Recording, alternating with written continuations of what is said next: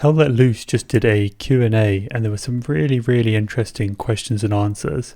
So I thought I'd run through my favourite of the lot. You can see the full list in the link in the description down below. But I thought for this video I would just pick my favourites and go through them and give my thoughts on them as well.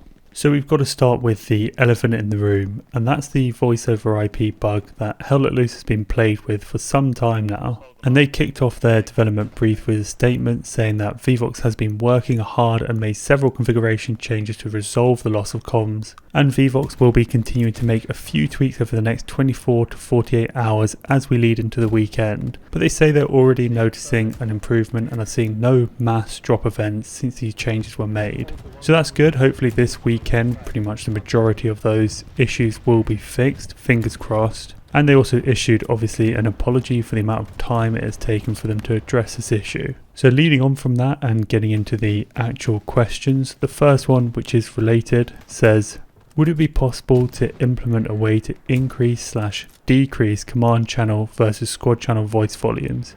Also a way to equalize voices. People who increase their in-game mic volume end up sounding boomy, whereas others are almost impossible to hear. This is a great question straight off. As I've stated a lot of times, I think communication is a massive part of Hell Let Loose. And when you're squad lead, I find it can be extremely overwhelming if everyone's speaking at once, the command channel and also your squad. So it's a good question, and they say this is something they are discussing with Vivox at the moment as they are limited on the outputs, but they would love to be able to treat each channel with different special effects filter to better distinguish them, as well as allow you individual volume control. So that's great, that is perfect, that's exactly what I would like to see implemented. And they also address that often the question comes up as to why they use Vivox at all, given the relative issues or inflexibility. And they say the key answer here is that other titles force the game server to carry all voice traffic, whereas Vivox takes all our voice traffic off our game server, allowing for a much higher tick rate in-game, even with 100 players all in one small area. So I didn't know that, I don't know too much about networking and that kind of thing, but that's an interesting point and actually does make a lot of sense as why they would want to do that. But moving on to the next question, which is a big one, it's a great one from Jimmy here. He says, Unreal Engine 5 may be in your hands early this year, so what do you think Unreal Engine 5 can bring to the game? Destruction maybe, more dust, etc. Keep up the good work, I'm proud of what you're doing. Okay, that's a great question from Jimmy. I was also curious about Unreal Engine 5 and whether they could implement it. Don't know too much about game engines, so I actually did think in the back of my mind it would be too big a task for them to incorporate into Hell Let Loose. But what they say is very interesting. They say Unreal Engine 5 is still quite a Pandora's box of potential complexity and features, but one we're really excited to open up. We're going to seek to move to it depending on the benefits in order to future-proof the title. If that lets us achieve greater performance, atmospherics or even destruction, then you can bet we'll be very keen to explore if these can be brought into Hell Let Loose.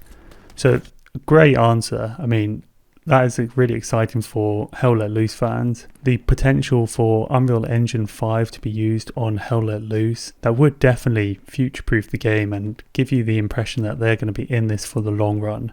And they're planning on supporting this game over a long period of time. So, very exciting answer, good question. Hopefully Unreal Engine 5 is something that they will be able to use for this game.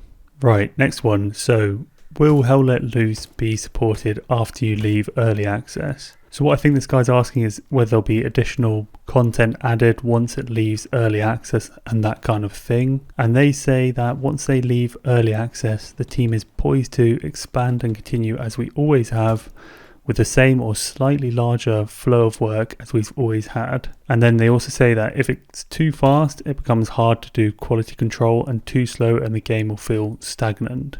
So that's interesting. I think it just basically sounds like it's going to be business as usual when it leaves early access. I thought they might be more strict on the quality control aspect because you can't really get away with as much when it's not in early access. So maybe they can't work too fast, they've got to be more on the quality control and make smaller changes once it leaves early access. But their answer seems to state that it's kind of going to be business as usual, which is good news in my opinion. I think they do updates well. And they also say we have to implement campaign mode, more forces, expand the ones we have, expand weapon and equipment offerings, add new mechanics, and then they say flamethrowers, mortars to name a few, add completely new map types, refine the metagame, continue to balance, support the competitive side, continue to optimize, add more vehicles, and much more.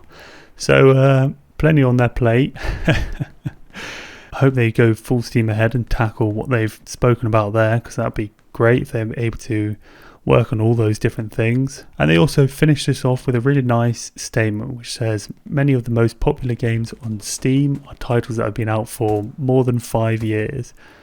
So I think that further reinforces the fact that they are in this for the long run. They see Hell Let Loose as being something which is going to be around for a long period of time and something they're going to be able to build on, which is very exciting. Being a big fan of Hell Let Loose, you kind of hope it's not going to just die after a couple of years, or when it leaves full release, if it's only maybe got one more year in it. It sounds like they are looking and hoping to support this game for a number of years, which is great to hear. Alright, next one. So, what features are you most excited about from the future roadmap? And they answer with, I think campaign mode will tie each battle together in a really meaningful way that will give greater context and reward to the efforts of each player on the battlefield. Now this is a really interesting one because I heard they were adding in campaign mode and I had no idea what it would look like. And this question and the next question really give an explanation of what that campaign mode will look like, and it's a lot bigger and a lot more ambitious than I initially thought it was going to be. But to finish off their answer to this question, they say, I'm also very excited about the Eastern Front and the sheer breadth of the combat that will start to roll through the game. That you could be leading a tank column across Normandy in one battle, to be hacking someone to death with a shovel in the living room of a tiny Russian Izba in the next, to dropping artillery on a rocky desert outcrop in the next battle. So highlighting the breadth of combat and obviously talking about the addition of the Eastern Front. The hacking someone to death with a shovel is a pretty interesting one. I mean, I've not had too many situations in Hell Let Loose where I can get that close to someone. It would definitely add an interesting element to the game. It could be a good thing if you want to maybe not shoot your weapon and make it obvious that you're behind the enemy or something like that. So that could be an interesting addition. It'll be good to see how that's actually implemented. But the next question, which kind of follows on for the campaign side of their answer, is what is the plan for a campaign and what is its status? Now this is a pretty long answer, but it does show how complex and how ambitious they are going for the campaign mode. I definitely wasn't expecting it to be this kind of thing, and you've got to love the fact that they're thinking big on this one. So they say, we're designing campaign mode to become the default system of map rotation from server to server. Within it, we'll pit allies against access across a world map, allowing you to experience the full scale of conflict as you press for global victory.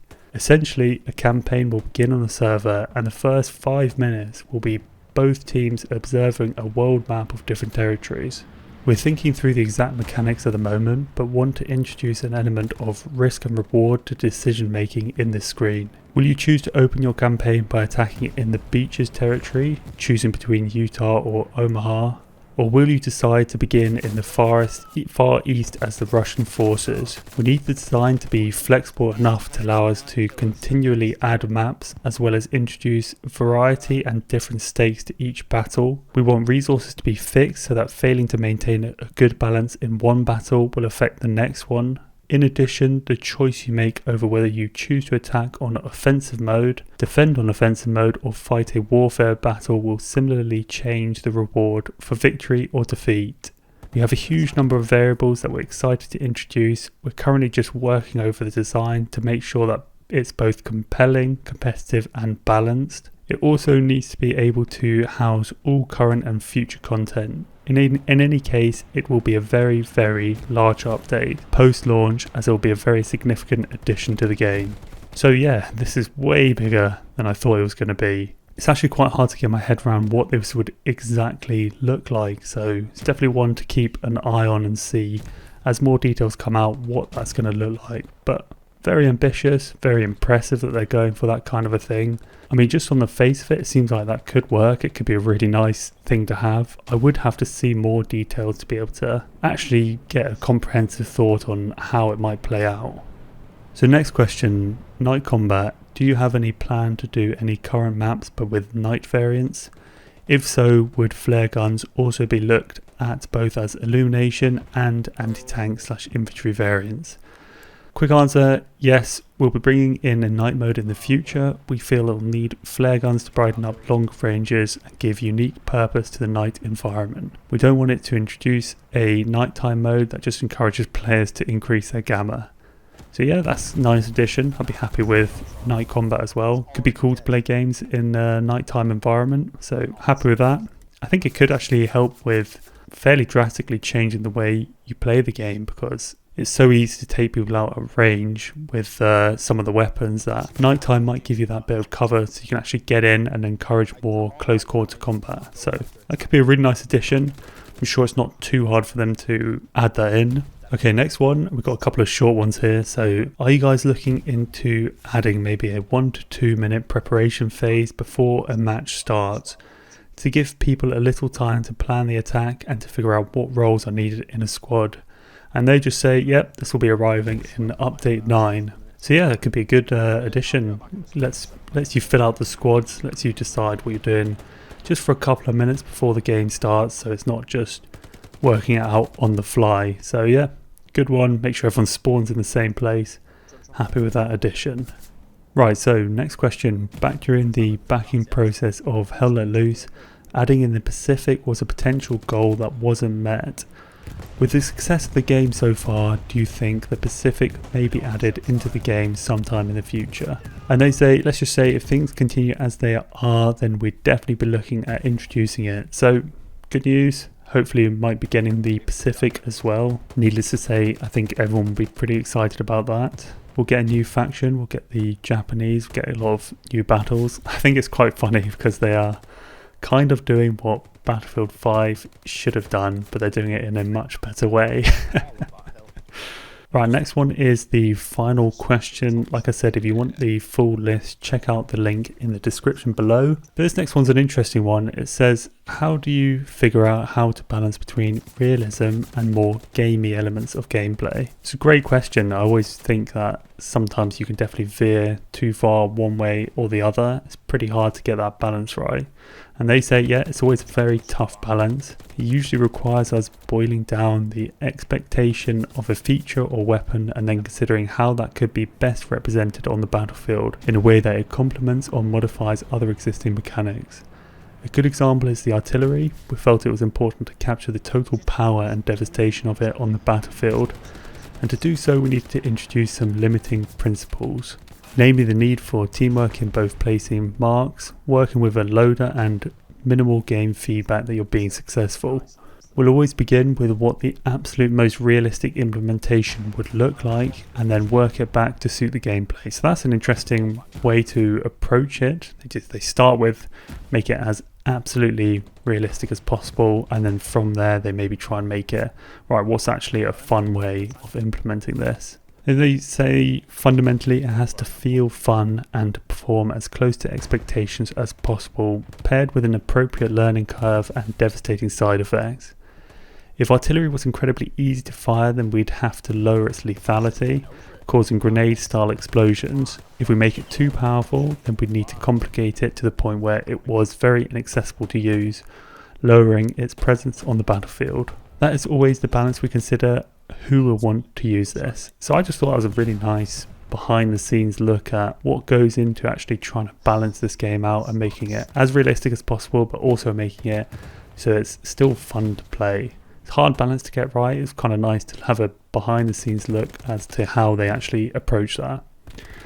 But yeah, that's it for this video, guys. I hope you enjoyed it, and check out their full list of questions. There's some good ones I didn't put in this video just because I wanted to try and limit it to my favorite questions. Let me know what you think of it as per usual, and also if you like the video, please leave a like and think about subscribing. Cheers guys, see you in the next one.